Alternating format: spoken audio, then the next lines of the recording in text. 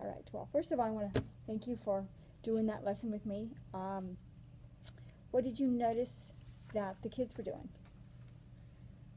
They seem very engaged in the lesson, and they really seem to enjoy working together in pairs and comparing numbers and working with the Unifix cubes. Okay. I think having the manipulatives there was really a valuable part of the lesson. They really enjoyed putting them together and comparing them and breaking them apart. I think that kinesthetic activity was a really good way to reinforce the learning. Okay. What kind of models did you see them using when they were playing the game? In terms, this one maybe didn't have a lot of models, but it did have counting. What were they counting by?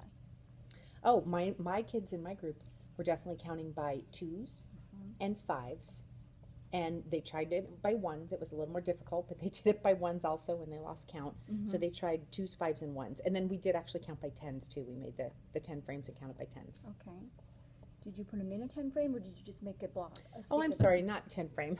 The 10 stick. 10 yeah, sticks, the 10 right. stick with the Unifix cubes. Okay. What practices did you see them engage in? I don't know them off the top of my head, the practices. Oh, I didn't bring one. Well, you know what? Actually, I may have one right here on the computer. I'm so sorry. I just No, don't it's know them okay. off the top of my head. It's okay. I don't memorize all of them. I remember one was, persevering when they Uh-huh. don't know an answer. Right. And I'm just trying to remember the other one. Oh, there they are. So here Okay. they are. Definitely making sense of problems where they had to explain their thoughts, how they were counting, whether they were counting by 5s or 10s, and comparing by how many 10 sticks somebody had versus somebody else. Okay. So they had to. They were, making reasoning. Yeah, they were Okay. reasoning. Reasoning why somebody had more or less than another person. And they definitely were again, making sense of problems, explaining their thoughts. They did persevere in the fact that they did try several approaches to find the solution. When they were counting by 1s and it got frustrating, they kept losing track. They then decided to count by 5s.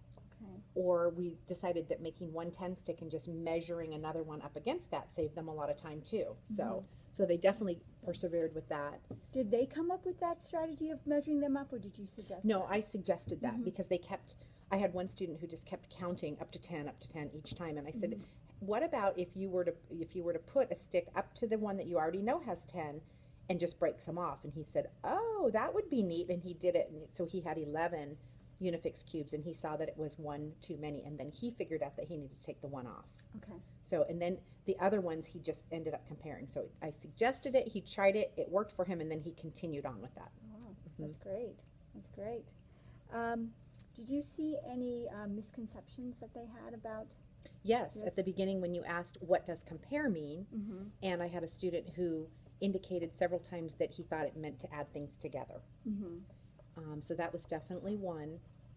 I think another misconception was that they could just look at several towers and decide which was bigger. Okay.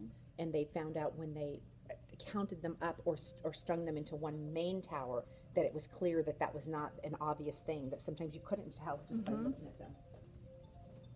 I'm so sorry, can I get this right? Oh, no problem. Hello?